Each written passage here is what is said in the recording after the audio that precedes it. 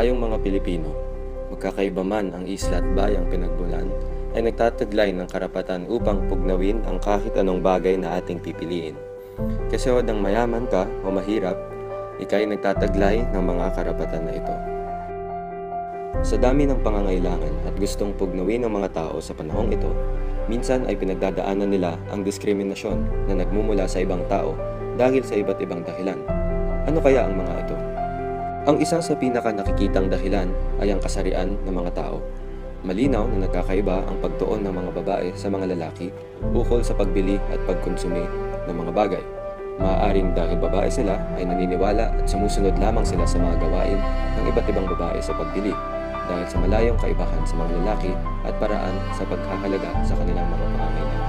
Sa aming lugar, hindi man malaki ang populasyon rito, ngunit may isang dahilan kung bakit hindi nababalanse ang consumer equality.